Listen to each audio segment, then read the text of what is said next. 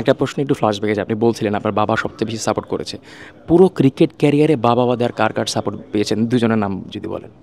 আমার একটা বড় ভাই ছিল, মেহেদি ভাই, যদি আপন ভাই না, তবে উনি আমার আপন ভাইয়ের থেকে অনেক বড় কিছু। উনি যেদিন থেকে আমাকে দেখছে ওই দিন পর থেকেই আর কি উনি আমাকে ফুল সাপোর্ট দিত।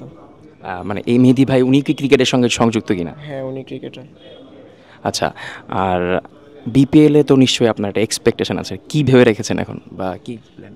না, প্ল্যান আহামরি কিছুই না, মানে প্ল্যান আমি আমার প্রসেসটা মেনটেন করব, যেখানে সুযোগ পাবো বা যে ম্যাচে ভালো করার চেষ্টা করব।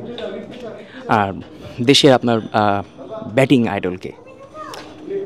দেশে ব্যাটিং আইডল ওইরকম কাউকে করে নাই, তবে এমনিতে সাকিব ভাইকে অনেক ভালো লাগে দেশে।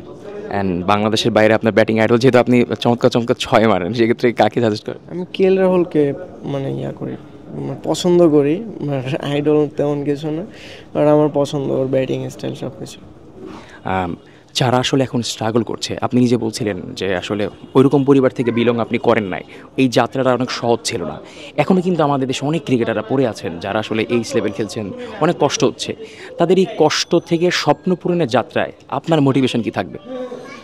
আমার মোটিভেশন যেহেতু এইরকম ফ্যামিলির যদি কোনো মানে প্লেয়ার থাকে, সে ক্রিকেটার হইতে চায়, আমি মনে করবো যে সব থেকে মেইন যেটা, সেটা হচ্ছে নিজের উপর বিলিভ। কারণ আমাদের হয় কি, মানে আমি এই লেভেল থেকে উঠে আসছি, তো আমি এই লেভেলটা জানি।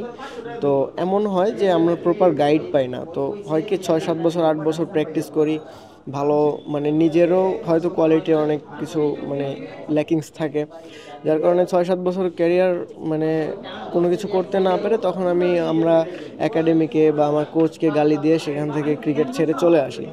তো আমার মনে হয় কি, সব থেকে আগে নিজের বিলিভ করতে হবে যে আমার দ্বারা কোনো কিছু সম্ভব কিনা, আমি পারবো কিনা। যদি আমি পারি তাহলে আমি ক্রিকেটের সঙ্গে থাকবো, নাহলে আমি আদারওয়াইজ ক্রিকেট থেকে আমি চলে যাব। আমি আমার ফ্যামিলির মানে এরকম ফ্যামিলি থেকে যারা উঠে আসবে তাদের জন্য আমি এটা বলবো। একদম লাস্ট কোশ্চেন, বিপিএলে সর্বোচ্চ রান সংগ্রহ হতে চান না সর্বোচ্চ ছক্কা হাঁকাতে চান? দুইটাই। থ্যাংক ইউ সো মাচ আপনাকে। আমরা কথা বলছিলাম সোহানের সঙ্গে, যিনি বলছিলেন বিশ্বাসের কথা। আমাদের দেশে অনেক ক্রিকেটার আছেন যারা এখন ক্রিকেটের জার্নি শুরু করেছেন, কেউ কিংবা মাঝপথে আছেন। তারা আসলে ফ্যামিলি প্রেশার কিংবা অর্থনৈতিক প্রেশারের কারণে নিজের যে ড্রিম, সেই ড্রিম অবধি পৌঁছাতে পারেন না। তবে সোহান বলেছেন বিশ্বাস রাখতে হবে, বিশ্বাসে মূলায় বস্তু। থ্যাংক ইউ সো মাচ আপনাদের সবাইকে। আসসালামু আলাইকুম।